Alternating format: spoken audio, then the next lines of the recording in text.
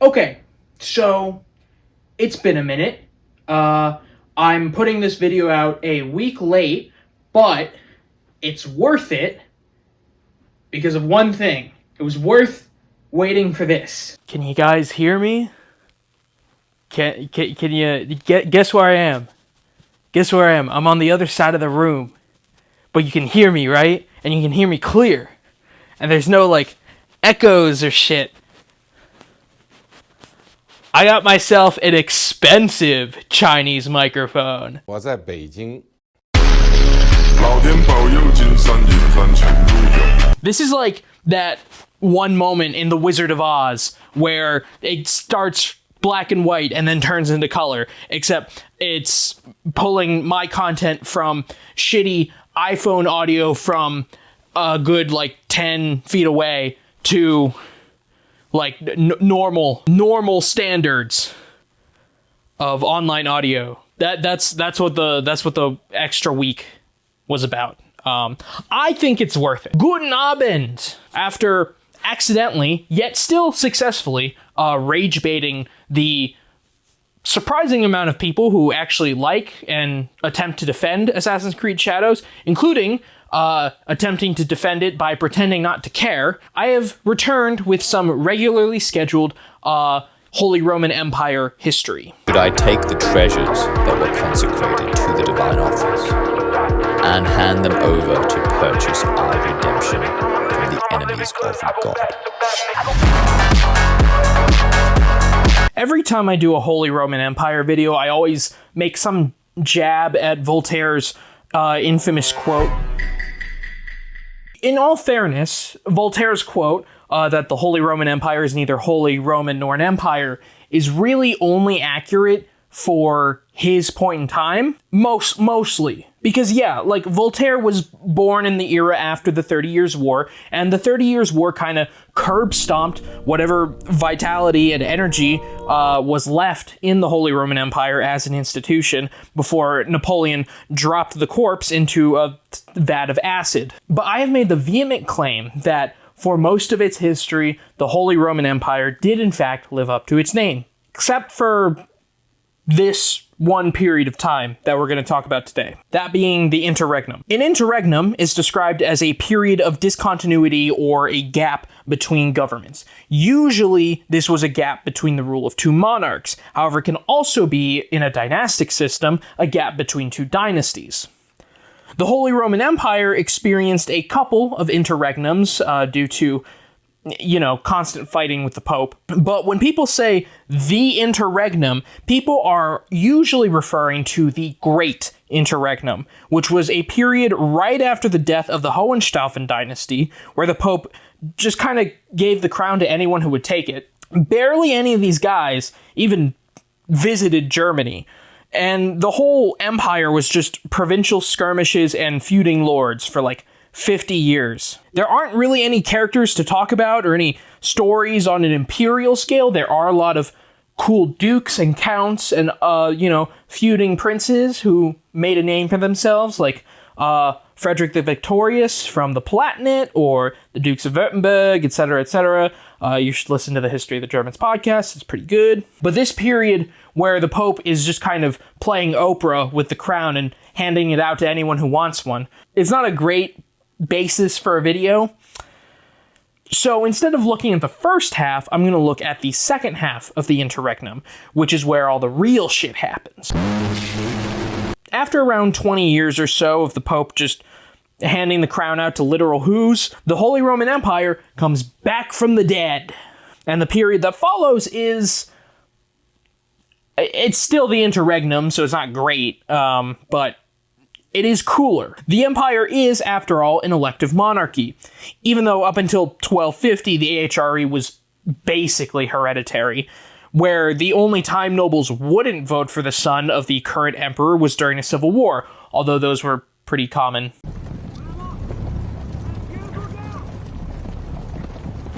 This is the period where we get to really see the consequences of an elective monarchy on display. The imperial crown, along with all the powerful ducal titles and the prestigious church positions become the subject of a big, messed up game of musical chairs between three powerful noble houses. You ever see Game of Thrones?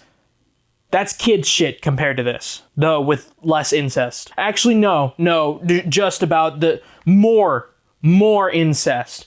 Because now that I think about it, like, from day fucking one, cousins are marrying each other. In this video, I'm going to tell you the epic but also very confusing story of the Great Interregnum and the constant struggle between the houses of Luxembourg, Wittelsbach, and Habsburg. Although now that I think about it, that's going to take a lot more than one video, so this is probably going to be the first of a series. So in that case, I'm probably going to get through Rudolph I, who's the guy who broke the Interregnum. But before we get into all that, please do me a favor and hit the associated algorithm buttons. Subscribing and the like really helps the channel. Also, my debut novel comes out in when's this video going to be released? Like two weeks plus some. May 21st. It comes out on May 21st. It's called Iskander's Game, The Shadow of Macedon. You can get notified about its release through my emailing list in the description below, and the first 2 chapters are available on my website for free. You can also pre-order the ebook on Amazon right now. It is a debut novel, and while I'm not going to not ask for pre-orders, I frankly don't really expect them, but links to everything are in the description. Why didn't God give me a little brother or a big brother? Either or, doesn't matter. Just give me a brother, God. I think it's too late for that. So to understand the political fuckery of the Interregnum, we first need to know about our main characters, and in this case, the characters are not people, they are families. By the way, someone should really make a game, or like a strategy game or a board game or something about this time period, because I don't know, I find it insanely cool. The House of Luxembourg, alternatively spelled Luxembourg because of their association with the French. And what is Luxembourg if not Germany, France? Is the first and probably most prominent among the 3 houses in question here, although not for this video. Because of its awkward position, the County of Luxembourg was always kind of in the running to be inherited by French nobility and therefore assimilated into the Kingdom of France. France is actually guilty for this, for like a third of their current territorial holdings, where the French nobility and the King of France himself would get into the wills of like dying Lotharingian or Burgundian nobles and inherit the titles from imperial nobility and thus annexing imperial territory. The original House of Luxembourg, which probably originated sometime in like the 800s or 900s, before the Ottonian dynasty came to power, had integrated too much with the French and were prepped to hand Luxembourg over to a French noble. Back during the reign of Frederick II von Hohenstaufen, the emperor decided he didn't want that happening to Luxembourg. So he handed the territory over to the House of Limburg, which were dukes of Lower Lorraine, and they were handed that territory for, well, pretty much just for being German. Specifically, he handed it off to one Henry the Blind, who would die with no sons, but his daughter, Amazinda, kept Luxembourg, while pretty much all of his other territories went to his nephews.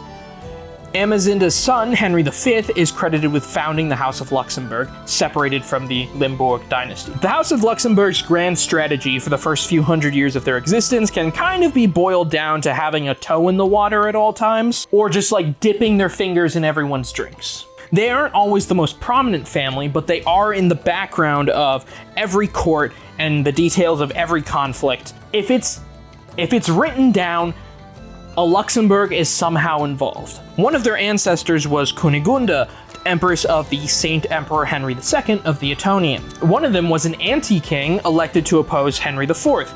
Go watch my investiture controversy video. They were dukes of Lower Lotharingia, as I mentioned before. One of them was a Duke of Bavaria at some point. They're just kind of, they have all the, like I said, fingers in everyone's drinks. So up until the Interregnum, the Luxembourgs have been very good at staying somewhat relevant and at acquiring different titles.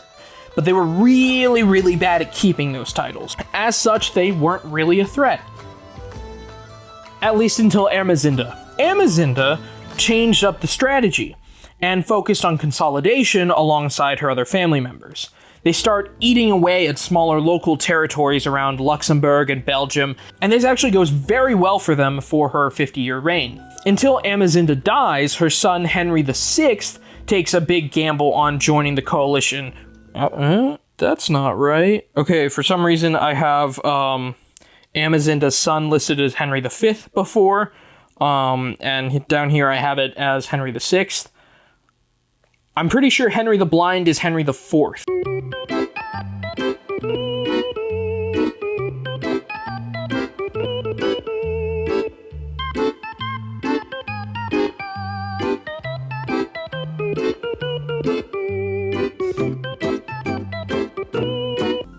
Everything's going well for them up until Amazinda dies and her grandson Henry VI takes this big gamble on joining a coalition with the Archbishop of Cologne, hoping to get a bite out of another duchy, only to lose and die. As well as all three of his brothers lose and die. So that leaves the Luxembourgs with a 9-year-old, Henry VII, on the throne. The Luxembourg government, which had been established by Henry's grandmother, decides to follow in their founder's footsteps and switch up the strategy again, sending little Henry VII off to Paris to ingratiate himself with the King of France. And while their strategy has switched up a few times, I believe it's sort of in the nature of the Luxembourgs to try and dip their fingers in as many pots as possible, as you see this happen with future Luxembourgs like Sigismund, who couldn't decide between consolidating Hungary, taking the imperial crown from his brother, yoinking Bohemia, or fighting the Ottomans, which you should also go watch my Sigismund video, though if you're watching this one, you've probably already watched that because that one has like 10 times as many views as like all of my videos get. The second house, the Wittelsbachs, are the house that I personally root for out of the trifecta, not because of their legacy necessarily, but because of their potential that they showed. The Wittelsbachs started out as Counts of Scheyern before acquiring Castle Wittelsbach near Eichach in Bavaria. They came to prominence under Otto von Wittelsbach, a great warrior and loyal paladin of Frederick Barbarossa, who was made Count Palatinate of Bavaria, which before the Palatinate was like a territory, that title was basically like being head administrator on behalf of the emperor.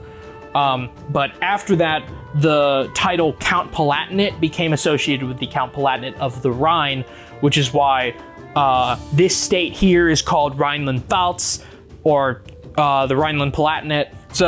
It's a whole mess. Barbarossa eventually made him Duke of Bavaria, and from 1180 until the end of World War I, the Wittelsbachs ruled Bavaria, although I'm kind of unclear as to what they were up to during the German Empire, but I think they were like, not semi-autonomous, but they were still kings of Bavaria. But for some reason that's what I'm thinking. I don't know much about that period in time, but for some reason I'm weirdly confident about that. But the person who really built the foundation of the Wittelsbach family is Otto's son, Ludwig de Kelheimer, and I think he exemplifies the default strategy of the Wittelsbach house. The Kelheimer was an incredible strategist who knew how to take advantage of opportunities at the right time. He preyed on the downfall of several local Bavarian families, allowing him to consolidate land within Bavaria, and ended up using the civil war that sparked after the death of Emperor Henry VI to play both sides. He managed to also get the Count Palatinate of the Rhine out of it, which was an event that would keep the Wittelsbachs permanently in the sphere of imperial politics, since that meant their families were electors, theoretically. When an Otto from another branch of the family assassinated King Philip of Swabia, one of Barbarossa's sons, and the frontrunner, essentially, for who would be the next Hohenstaufen king, the Kelheimer took the chance to swallow up every territory that side of the family had. And for a while, the Wittelsbachs were the most powerful family in Germany, at least until the Kelheimer was murdered, ironically, in the town of Kelheim. Most theories point the finger at Emperor Frederick II, since Ludwig the Kelheimer was probably the greatest threat to his rule over Germany.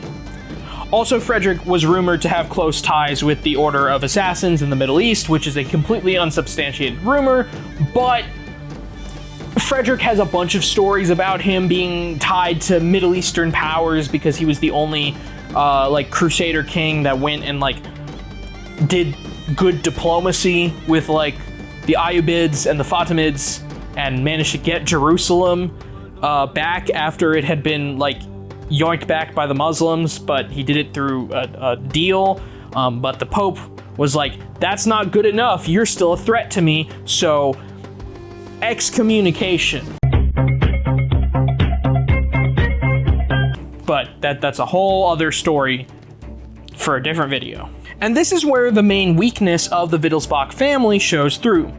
Their loins are incredibly bountiful. Ludwig's son, another Otto, presided over the 1st Bavarian Division. See, the Wittelsbachs rarely ever had fertility problems, so the problem of having an heir to your duchy was never really a consideration for them. On the flip side, having too many heirs is definitely a problem. Most families in the empire didn't use primogeniture for their titles. They would abide by the old Germanic law of splitting territory among their descendants, which is why the Holy Roman Empire was such a clusterfuck by the 14th century. Instead of maintaining those, good old 5-6 stem duchies, which, the borders, beautiful. The Duchy of Bavaria was split between Lower Bavaria and Upper Bavaria, which came with the Palatinate tacked onto it. Because Regensburg, the capital of Bavaria, was in Lower Bavaria, Ludwig II, also known as the Strict or Der Strenge, was the first duke to make Munich his capital. Ludwig der Strenge was a hot competitor for the King of the Romans, but was forced to back down due to his wife being a Habsburg, which is something we'll get to when I talk about them. The Wittelsbach strategy of gambling on big schemes to acquire important titles and key territories had worked out for them so far, but they're held back by the division of their territories after each death. And so, we'll see if they use their strengths effectively or succumb to their weaknesses. Ludwig's son, also Ludwig, came to power over Upper Bavaria when he was only 12. His 19-year-old brother Rudolph, who inherited the Palatinate, attempted to wrest control over their father's territories, but Ludwig's mother sent him to the court of Vienna for his protection, learning alongside the Habsburgs. Which brings me to them. The Habsburgs are the most well-known among these three families because, spoiler alert, they're the ones that fucking win it all. But they didn't win it for nothing. The Habsburg approach to dynastic rule is unique in a few key ways. The Habsburgs started out as Counts of Breisgau, location of Freiburg in Breisgau, which is probably among my top 3 favorite cities in Germany, if not my favorite city in Germany. Their territory composed of what is today northern Switzerland, also called the Aargau, and the southern Black Forest region. Like the Wittelsbachs, the Habsburgs propelled themselves to the imperial stage by fighting alongside the Staufer emperors. But where they differ is while the Wittelsbachs rose in tandem with Barbarossa, the Habsburgs rose in tandem with the much sneakier Frederick II. Count Werner II of Habsburg, considered the house's progenitor, died fighting alongside Barbarossa in Italy. Rudolph II was responsible for funding Frederick II's rise to power in the empire. Emperor Frederick II was eventually made the godfather of Rudolph II's grandson, also a Rudolph, the man who would eventually end the first half of the Interregnum. The Habsburgs' unique strategy focused on marriage alliances that, in the early days, earned them a lot of territory around Swabia and Alsace. They also aimed for high church positions. But marriage alliances are a tool available to everyone. What made the Habsburgs so different is that these marriage alliances were not just ways to gain new titles. The Habsburg family, from the time of its inception to the fall of Austria-Hungary, rarely ever fought amongst themselves. They never allowed their personal grudges to get in the way of dynastic interest. Every time there would be a threat to the family, they would stand united. This made it so the marriage alliances put extra work in for the Habsburgs, as even as their daughters would be sent off to marry a Wittelsbach or a Luxembourg, they would remain loyal to House Habsburg. And that brings us to the first chapter of the Interregnum, featuring someone from House Habsburg, King Rudolph I von Habsburg.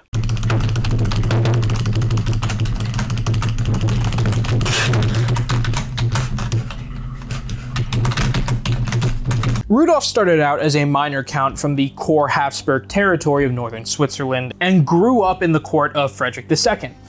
I have no way to prove this, but part of me thinks that growing up in the court of this guy had a bit of a profound effect on Rudolph as a young boy. See, up until Rudolph inherited the lands, the Habsburg strategy had actually been that of a courtier. They wanted to advance their interests by the generosity of their masters. Rudolph, who'd grown up in a court led by arguably one of the most competent Holy Roman emperors in history, yet also a place where one's words didn't really mean much, see all the times that Frederick and the Pope lied to each other, whether intentionally or not, I think Rudolph learned that he couldn't afford to rely on a master. Loyalty would come more reliably from peers rather than superiors. Where before, many inheritances would have defaulted to the emperor to dole out as he saw fit to all of his loyal vassals, the name of the game during the Interregnum was to be related to dying people and be aggressive at carving out a nice slice of their territory for yourself. Thankfully, the Habsburgs, like almost every noble family who came from Swabia, were unusually fecund. So whenever a noble house died out, there was typically some Habsburg skin in the game. And the nobles around Rudolph were dropping like flies. The Lenzburgs, the Kieburgs, the Zeringes. Until 1272, Rudolph's life was mostly eating up feudal titles like a fucking hungry hippo. By 1273, the Pope really wanted the empire to get involved in the Crusades again, as the Kingdom of Jerusalem was slowly disintegrating once again. That's why he stopped handing off the imperial crown to anyone who would take it, and ordered an election. The most powerful lords of the realm took a hot minute to decide amongst themselves who should get a vote in the first place, since no one actually knew who was supposed to be involved at this point in time. See, before this, the actual rule was that everyone who was a direct vassal of the emperor would be involved in electing the emperor. Even people who weren't direct vassals. That's why during the Ottonian dynasty and the Salian dynasty, you have these elections where, like, all the nobles of Bavaria come and help elect this guy. But also, you know, if someone doesn't show up, too bad. Like, then you just don't get a vote. But times are different. So eventually they land on Bohemia, because it's by far the richest territory in the empire, under King Otokar. The Palatinate, since at least one of the Wittelsbach territories had to be involved, and Saxony and Brandenburg due to the House of Anhalt's prestige. The other old families of the empire were either dying, dead, or too busy fighting with each other to really attend an election. Notably, this includes the House of Welf, the arch-enemies of the Hohenstaufen, and at one point, the house that controlled half of Germany, as well as the House of Wettin, who was one of those that was too busy fighting with themselves. In terms of churchmen, the archbishops of Cologne, Mainz, and Trier were selected, since they were much wealthier than Hamburg and Magdeburg, and managed to outplay Salzburg for the spot. And when these electors assembled, they had a few ideas of what they wanted out of an emperor. First, they wanted someone who wasn't too powerful, so they couldn't really challenge the elector's authority, because obviously. They wanted someone accomplished and rich enough to lead a crusade, but not too accomplished and rich, or else Tenet 1 would be violated. And they wanted someone who would be old enough so that the crusade would likely be the thing that killed him. One Frederick of Nuremberg, who was known for keeping all the powerful ears of the empire close to him, recommended Rudolph for the position, since he seemed to fit all of their criteria. And at that point in time, Rudolph was assaulting Strasbourg due to a feud with the bishop. And this actually, I think, made kind of a good first impression, as Rudolph proved himself to be an unusually pragmatic and strategic thinker for the Middle Ages. Typically, a medieval lord would throw his armies at the problem until he reached a state of good enough in terms of superiority, and then would keep whatever he had managed to take. Rudolph instead ground the bishops of Strasbourg to dust with relentless attrition, took what he originally wanted, and then handed back everything else to the replacement bishop without so much as a ransom payment, turning a foe into an ally. Rudolph was notable for his affable exterior, but a lot of his actions point him to being a very cold, calculated, and ambitious person, covered by a facade of warmth. Chivalry and feuding rules were guidelines to him at best. He even burnt down a nunnery at one point during a feud, which Alright, man, we get it. He did get excommunicated for that and had to spend some time fighting with the Teutonic Knights in Prussia for penance, but still. He was also a notably good chess player, as it was his favorite hobby after war. And it was another sign that Rudolph had a unique affinity for thinking ahead that his adversaries and peers either didn't have or simply refused to make use of due to chivalric conventions. So the electors voted him in unanimously as King of the Romans, just as the Pope had ordered. And thus, the Interregnum comes to an end.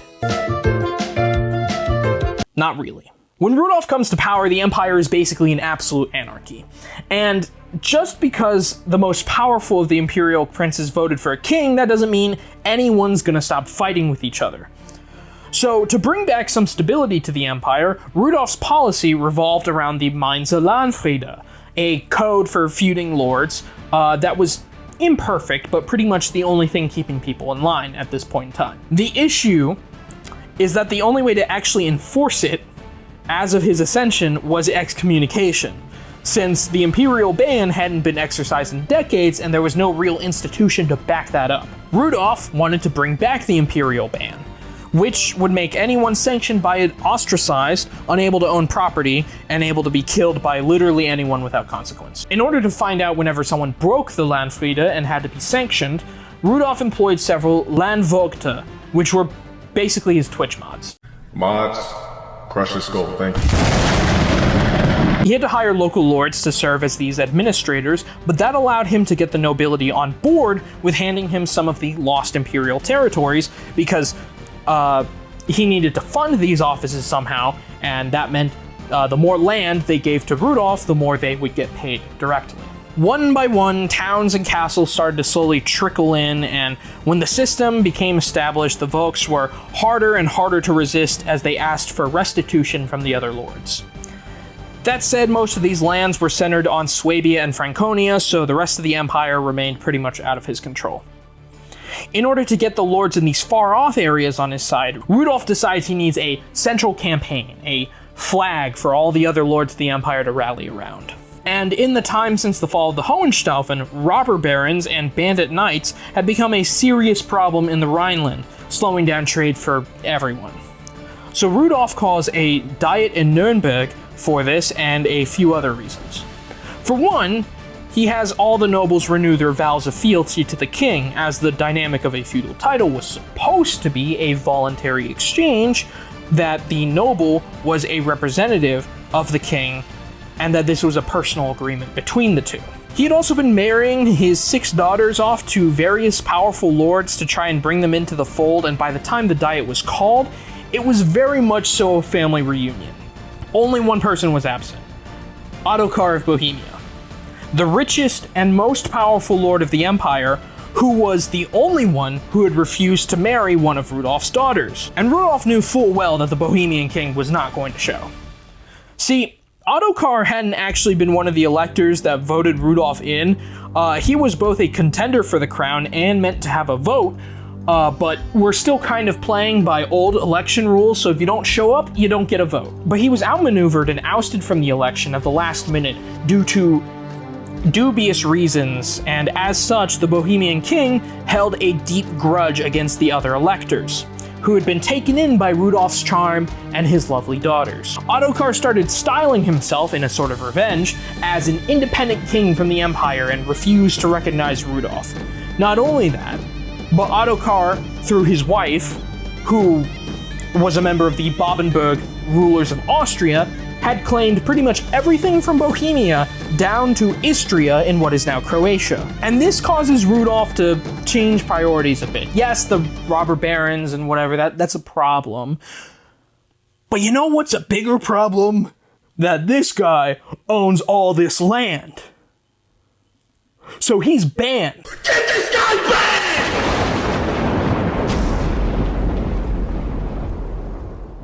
Otokar is placed under the imperial ban, because the opportunity for Rudolph to get his hands on Bohemia and Austria would be immaculate. Let me break it down with some math for you. Rudolph's personal territories gained him about 7,000 mark of silver per year, with the imperial lands netting him an additional 8. Bohemia alone made Otokar 100,000 marks of silver every year. 100,000 to 15. His other lands, that's not including Austria, Styria, Carinthia, Istria, all that. Probably another 100K. Just one of those duchies would triple or quadruple Rudolph's income. On the other hand, no way in hell does Rudolph have the resources to oppose Otokar. That's probably why the Bohemian figured he could start styling himself as this independent king and not show up to Nuremberg and refuse to swear allegiance to Rudolph and do all this other shit without consequence. On the other hand, Otokar's refusal to show is a diplomatic incident, one that could convince the other imperial princes who had shown up that Otokar needed to be dealt with. After all, this isn't just an insult to Rudolph, it's an insult to everyone who elected him, i.e. the most powerful lords of the realm, all of whom are now related to him by bonds of marriage. So the Imperial Diet calls Otokar's acquisition of Austria, Styria, and Carinthia illegal, and the Archbishop of Mainz, I guess as a favor, just excommunicates him. Because I guess archbishops can do that at this point? I was under the impression that was something only the Pope could do, but what do I know? And this wasn't a purely political move either. Otokar had inherited Austria by marrying the sister of the last Duke of Babenberg, who were the original rulers of Austria, which their family is why the flag of Austria has the 2 red stripes and the 1 white stripe instead of it being the Habsburg coat of arms. Yeah, he picked that girl out of a monastery and then he divorced her when she got too old.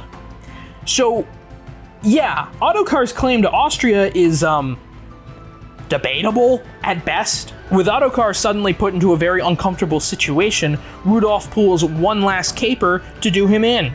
The king heads to Vienna, barely defended at the time, instead of heading to Prague to confront Otokar directly where all of his forces are concentrated. Realizing that Rudolph absolutely could win this war, his nobles in Austria threatened to rebel, leaving Otokar with no way to retaliate. Otokar saw the writing on the wall and agreed to swear his loyalty to Rudolph, who wore his humblest coat to the ceremony just to aura farm him. But this humiliation would never have just been allowed to lie. Otokar would have to get his revenge, and that time would come in 1278. Otokar figured out he was playing chess and not checkers this time, and made a better set of opening moves. The key to Rudolph's success before was his ability to enforce an imperial ban, which came from all the alliances he had with the important princes via his daughters. If he could get the princes to split off from Rudolph, he would have no means of actually enforcing any royal decree. And Otokar had an opening. The restitution policy Rudolph had used to get the imperial lands back had caused a bit of friction between him and his vassals, and the princes would never allow Rudolph to have all of Otokar's lands, otherwise the whole point of voting in someone who wasn't rich or powerful enough to oppose them would be kaput. So they had no reason to help him win a war against Bohemia if there was a threat of him taking all of Otokar's territory. Otokar used this fact to make sure the imperial princes stayed out of things for round 2. Rudolph couldn't just excommunicate him again. But Rudolph was a lot richer now because he had taken Austria, and Austria had added another 100,000 mark of silver to his income, again originally of 15,000 mark per year. While Otokar was technically still richer than him, the playing field was way more level. Rudolph did some politicking of his own, however, and found that Otokar had gotten himself into a bit of a spat with the King of Hungary. And by a bit of a spat, I mean he spent almost all of his entire reign antagonizing the neighboring country. So Rudolph was obviously going to make an alliance there. Otokar invaded Austria before Rudolph's troops were ready, meaning he got to pick the battlefield, which was a flat plain just I think northwest of Vienna, flanked on one side by the River March and the other side by hills, making any kind of flanking maneuvers difficult to execute. Both Otokar and Rudolph were experienced warriors who had led their armies into battle from the front several times throughout their lives. So the battle proceeded in a very typically medieval way. However, Otokar had more knights, and if there's one thing to know about medieval warfare, it's that knights win everything. For now, at least. But while Otokar has more knights, Rudolph is not a strict adherent of the rules. And one of the rules of chivalry is that hiding the number of men you were fielding, or any kind of surprise attack at all, is dishonorable. Rudolph, being the ambitious chess player he was, said, "Fuck that," and hid a bunch of his knights in the hills. The surprise attack from them was enough to win the battle. And once Otokar's army was routed, Rudolph had all the enemies Otokar had made in the Empire and in Hungary strip him naked of all his fancy armor and bejeweled pauldrons or whatever the fuck, and then eviscerated him so he could display the King of Bohemia's body at the gates of Vienna for 6 months. Actually, I don't know if I just pulled that number out of a number of months. And instead of taking Bohemia for himself, because that would make an enemy out of all the other princes, Rudolph let it pass to Otokar's son. However, the last of his 6 daughters would be married to the boy, ensuring that the son didn't follow in his father's footsteps, sort of pulling what he did in Strasbourg to Bohemia. What's your name? What? What is your name? Tony! Fuck you, Tony! What's your name? Ezekiel! Fuck you, Ezekiel! During the remaining 13 years of his life, Rudolph never managed to make it down to Italy to be crowned as emperor. As such, he remains king of the Romans, and some people seem to think that this makes him a failure as a king.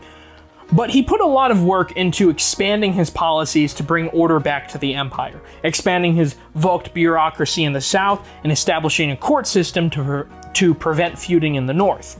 He also got to work consolidating Austria. One of the reasons Rudolph couldn't go down to Italy, beyond the fact that he was like 60 by the time he and Otokar had his whole war, is that Pope Gregory X, who had been willing to receive Rudolph, died and was replaced by Innocent V, whose terms for coronation were far harsher. So negotiations were going on until Innocent died, and you know, I'm noticing now that there's a really high rate of turnover for medieval popes, because Rudolph enters negotiations with Adrian V, John the 21st, Nicholas III, and Martin IV, and none of those worked out. So as Rudolph is nearing his death, he realizes he would have some succession troubles. For one thing, the Holy Roman Emperors typically had their sons elected king of the Romans before going down to Italy to be crowned emperor.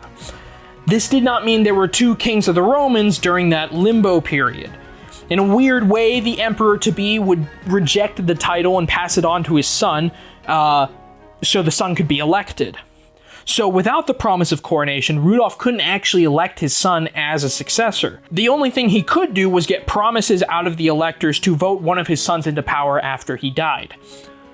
But his 2 youngest sons, Hartmann and Rudolph, died before their father, and he died soon after, meaning the line of succession was hardly secure, and that the electors would once again try to vote someone onto the throne that represented their best interests, rather than stability. Hence why this is still considered part of the Interregnum, because the person the electors vote in next is far, far more than they bargained for. They got lucky with Rudolph.